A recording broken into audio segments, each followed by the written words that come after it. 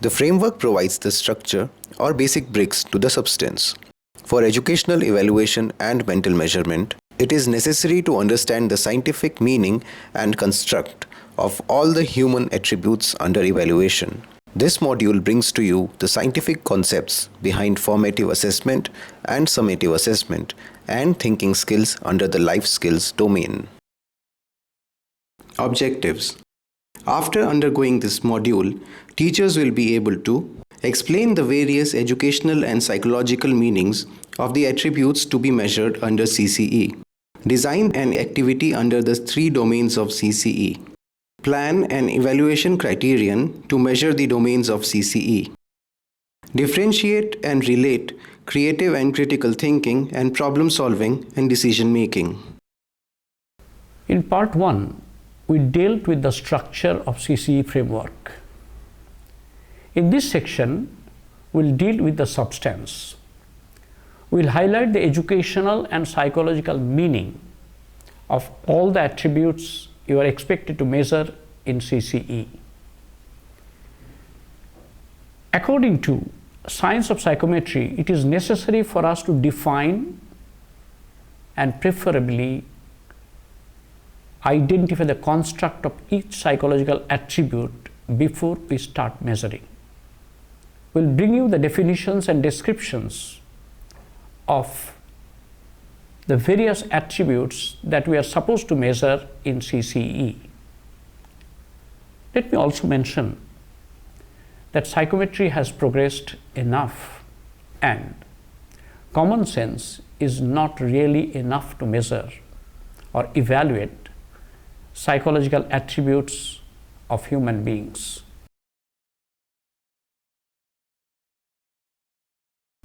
Formative evaluation is for learning for improving learning.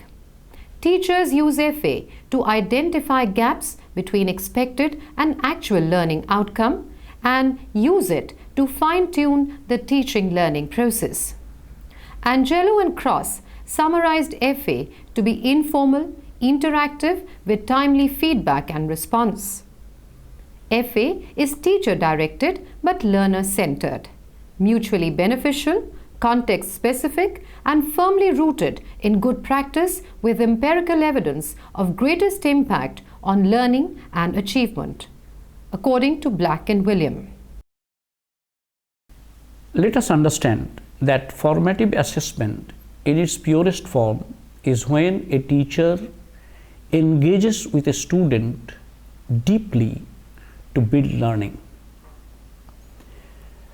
The FA or the formative assessment gets diluted when this engagement is postponed to unit tests, monthly tests, or periodical tests.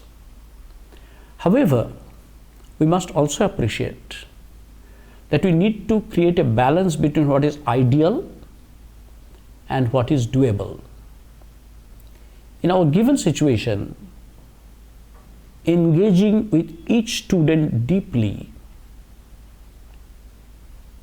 may not be really feasible. We will deal with various techniques of FA in the next video module. Summative evaluation.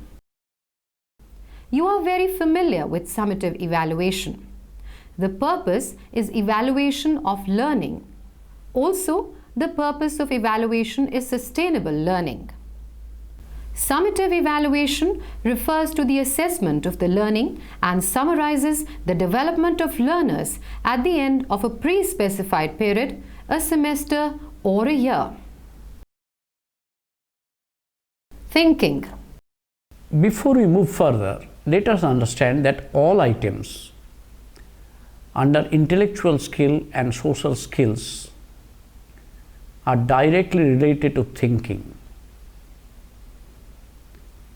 We hence need to understand the psychology of thinking itself. Activity. Please take a few minutes discussing amongst yourselves in small groups and define thinking. Share the definitions you have arrived at with other groups. Thinking is purposeful and organized. It is neither random nor stray thoughts or brooding. It is a cognitive process and not an emotive process, and it is thinking with which we make sense of our world. In other words, thinking is the basis of our worldview, the way we look at the world and interpret the events. At this stage of development, when knowledge is obsolete, only thing that holds human civilization in good stead is thinking. We must remember, it is only those who can think and think at higher level lead the world. This is the reason why so much of emphasis is given today in education on higher order thinking. Thinking is not unilayer, it is a multilayer function. Various layers of thinking are organized in a hierarchic or taxonomic structure. There are integral relationships among various layers of thinking. Lower order thinking is necessary for higher order thinking, excepting certain types of creative thinking like heuristic and intuitive thinking. From lower order to higher order, thinking is a process of unfolding. We prefer to represent thinking in the form of a tree.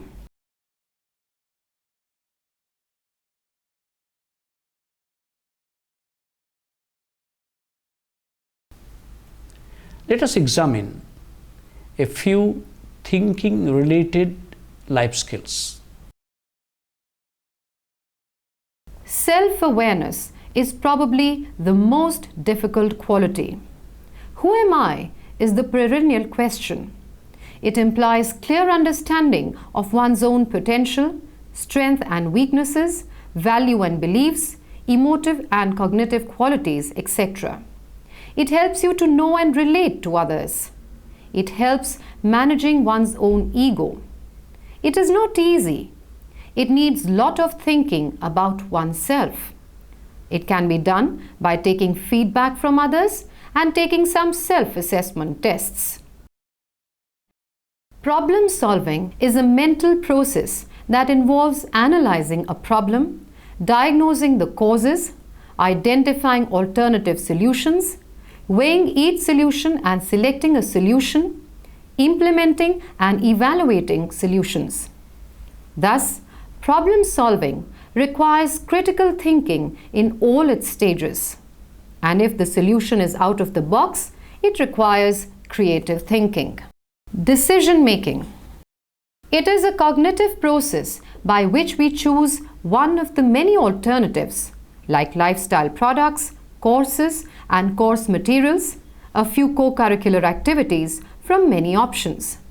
Like problem solving, it requires getting data and information on each alternative, evaluation of every alternative against a set of essential and desirable criteria for decision making. There is no universal law of correct decisions.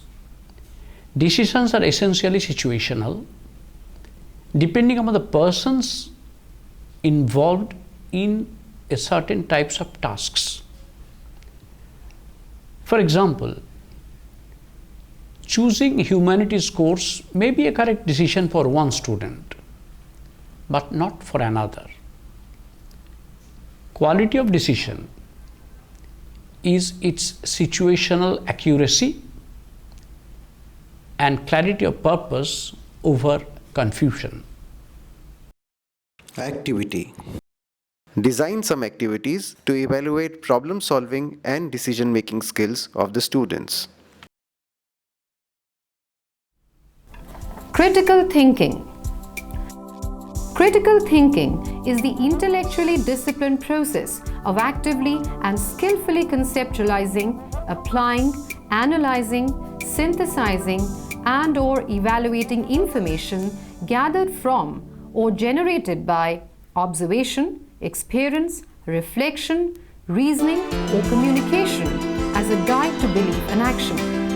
In its exemplary form, it is based on universal intellectual values that transcend subject matter divisions: clarity, accuracy, precision, consistency, relevance, sound evidence, good reason, depth, breadth, and fairness, according to Michael Scriven and Richard Paul.